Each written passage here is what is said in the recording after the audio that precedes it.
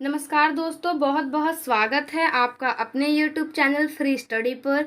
आज की वीडियो में हम बात करने वाले हैं श्रमिक आंदोलन के बारे में। ये जो है ये आपका पार्ट 3 है। इससे पहले मैंने आपको पार्ट 1 और पार्ट 2 कराया है। अगर आपने पार्ट 1 और पार्ट 2 नहीं देखा है तो पहले जाके आप पार्ट 1 और पार्ट 2 को समझिए, उसके बाद आप पार्ट 3 देखना। जो आपको पार्ट 1 है और पार्ट 2 है, वीडियो की लिंक आपको डिस्क्रिप्शन में दी गई है। और एक और बात, अगर आप चैनल पे नए हैं तो आपको मैं बता दूं, टेलीग्राम पे हमारा चैनल है फ्री स्टडी के नाम से। आप जाकर हमारे चैनल को ज्वाइन कर लो ताकि आने वाली सभी अपडेट और साथ ही नोट्स एंड आपके इम्पॉर्टेंट क्वेश्चन, जो भी जिस भी चैप्टर में जितने भी इम्पॉर्टेंट क्वेश्चन होते हैं, साथ ही आपका प्रीवियस ईयर का जो पेपर हुआ था, एग्ज़ाम हुआ था, वो सभी हम आपको धीरे धीरे करके ग्रुप के अंदर करवाएंगे। तो अब हम स्टार्ट करते हैं अपनी वीडियो को। हम इसमें पढ़ेंगे श्रमिक आंदोलन के बारे में। तो देखिए, 19वीं शताब्दी के मध्य में आधुनिक उद्योग जो कि पश्चिम तकनीक पर आधारित था, भारत आया। क्या आया था? 19वीं शताब्दी के मध्य में आधुनिक उद्योग भारत आया जो कि पश्चिम तकनीकी पर आधारित था। उसके बाद देखिए, मुंबई और कोलकाता के आसपास जिलों का जाल बिछाया गया। 1855 में मुंबई में कपड़ा मिल की शुरुआत हुई और इसी अवधि में कोलकाता में जूट कारखाना भी स्थापित किया गया।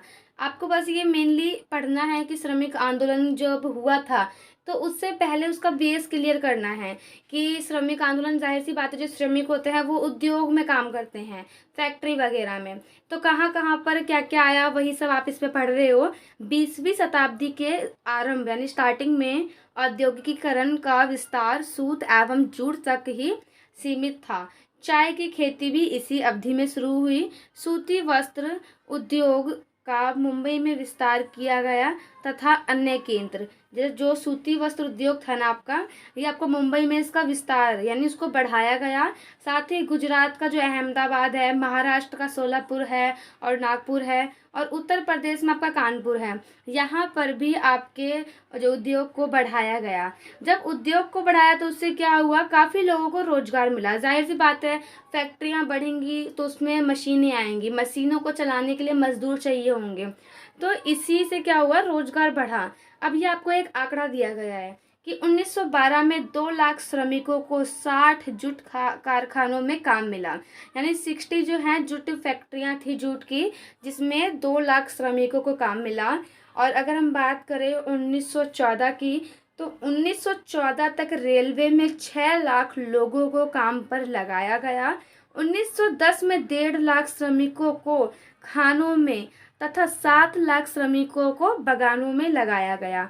लगाया गया का मतलब है कि रोजगार मिला या काम मिला। और अगर हम बात करें 1999 में, तो 1999 में 281 श्रमिक उद्योग कामगार थे। ठीक है, देखिए, ये जो आप ये सोचेंगे कि ये जो इनको ये मिला है, रोजगार मिला है, तो रोजगार सिर्फ ग्रामीण को नहीं, ना ही शहरी को, ये जो है दोनों को मिला है। जो ग्रामीण लोग थे, ग्रामीण श्रमिक थे, उनको भी, और शहरी श्रमिक थे, उनको भी। अब देखिए, अब हम बात करते हैं पूर्व स्वतंत्र काल में श्रमिकों के आंदोलन, यानी जो भी आंदोलन हुआ था उसके बारे में। यहाँ पे देखिए एक लाइन मिस है, मैं आपको बता देती हूँ। ये जो आपका आंदोलन है, इसकी स्टार्टिंग जो है वो कब हुई थी, 19वीं शताब्दी में। तो ये चीज़ आप नोट कर लेना, मे भी गलती से रह गया है। स्टार्टिंग हुई थी 19वीं शताब्दी में। किसके द्वारा हुई थी? NM लोखंडे के द्वारा श्रमिक आंदोलन की शुरुआत की गई थी। NM लोखंडे, 19वीं शताब्दी। उसके बाद देखिए, जिन्होंने मुंबई के कपड़ा मिल में काम करने वाले मजदूरों की एक सभा बुलाई और मजदूरों के मांग पत्र तैयार किया, जिसमें लगभग 5000 मजदूरों ने हस्ताक्षर किए। क्या हुआ था, NM लोखंडे ने क्या किया था, एक सभा बुलाई थी। उस सभा में कौन कौन लोग थे? उस सभा में वो सभी लोग थे जो मुंबई के कपड़ा मिल में काम करते थे, या जो भी मजदूर थे वो सभी लोग थे। और उन्होंने क्या किया, एक मांग पत्र तैयार किया।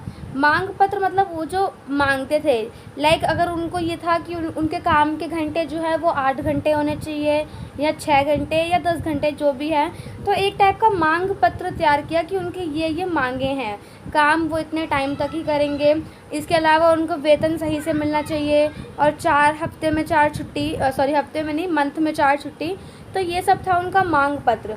मांग पत्र तैयार किया और उस मांग पत्र में 5000 मज़दूरों ने हस्ताक्षर किए। मांग पत्र में मज़दूरों के काम करने के घंटे निश्चित किए गए। दुकान होने की स्थिति में मुआवजा देने की मांग भी शामिल की गई। ठीक है, अब देखिए 1890 की बात करें अगर हम, तो 1890 में लोखंडे की मुंबई मिल मजदूर संघ की स्थापना की गई। यानी जो लोखंडे थे, एनएम लोखंडे, उन्होंने मिल मजदूर संघ की स्थापना की। यह भारत का पहला श्रमिक संघ बना। आपसे जब आप बड़े लेवल पे तैयारी करते हैं किसी भी कॉम्पिटिटिव एग्ज़ाम की, तो आपसे पूछा जाता है कि पहला श्रमिक आंदोलन किसने बनाया, तो लोखंडे द्वारा ही बनाया गया था। 1905 में बंगाल के विभाजन के बाद जब राष्ट्रीय आंदोलन में उग्रता आई तो मजदूर आंदोलन पर भी प्रभाव पड़ा। 1960 से 1990 आएगा, यहाँ पे 1990 आएगा। 90 के बीच भारतीय रेल कर्मचारियों और मुंबई के मिल मजदूरों ने अपनी मांग को मनवाने के लिए हड़ताल की। यानी जो भी मांग पत्र था उसको मनवाने के लिए उन्होंने हड़ताल की।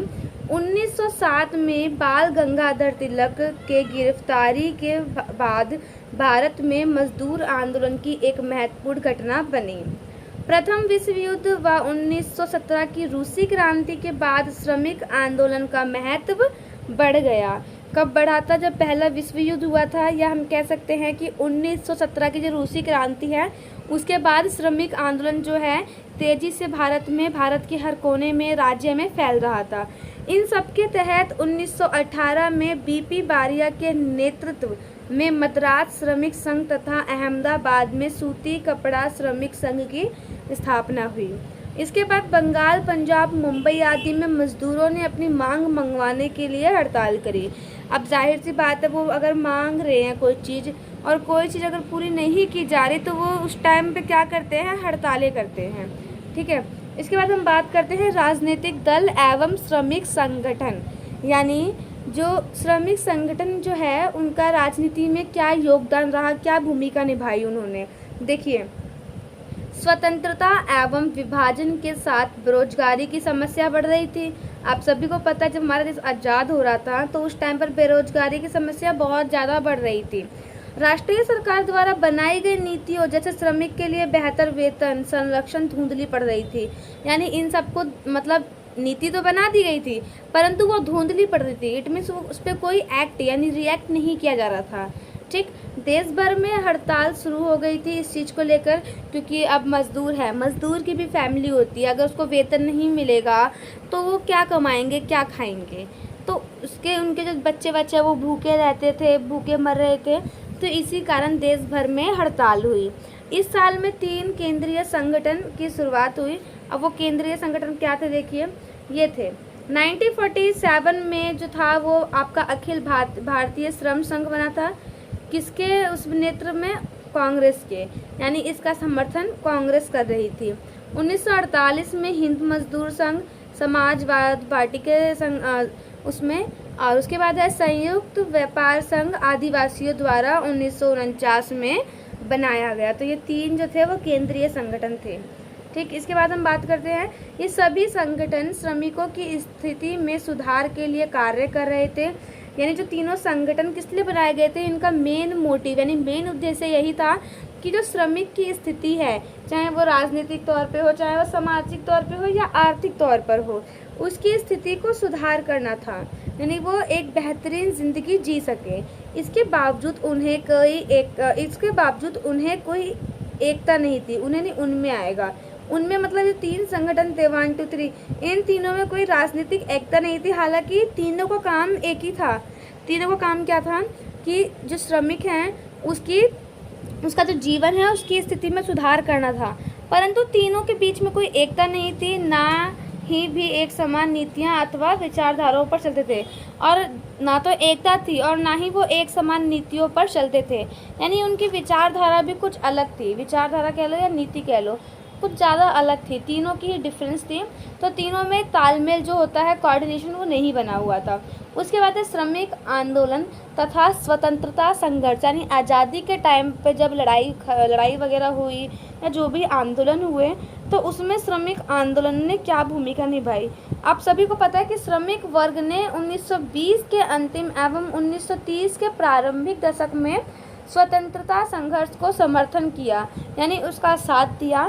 श्रमिकों ने ब्रिटिश राज के विरुद्ध प्रदर्शन एवं जुलूस निकाले थे। किसके? ब्रिटिश राज के, जो हमारे देश पे राज कर रहे थे, ब्रिटिश वगैरह, उन पे। श्रमिक ने सविनय अवज्ञा आंदोलन में भी भागीदारी निभाई, यानी जो श्रमिक थे उन्होंने सविनय अवज्ञा आंदोलन जो हुआ था उसमें भी काफ़ी बढ़ चढ़ कर भागीदारी निभाई थी। तो इस वीडियो में इतना ही। आगे हम मिलते हैं पार्ट 4 में। पार्ट 4 में हम पढ़ेंगे पर्यावरण के बारे में। जो फोर्थ जो आंदोलन था वो पर्यावरण के ऊपर है, जैसे चिपको आंदोलन या कोई भी समस्या प्रदूषण को लेकर, तो उसके बारे में पढ़ेंगे। अगर आपको वीडियो पसंद आई हो तो चैनल को सब्सक्राइब करना और वीडियो को लाइक करना ना भूलें। जय हिंद, जय भारत। Thanks for watching.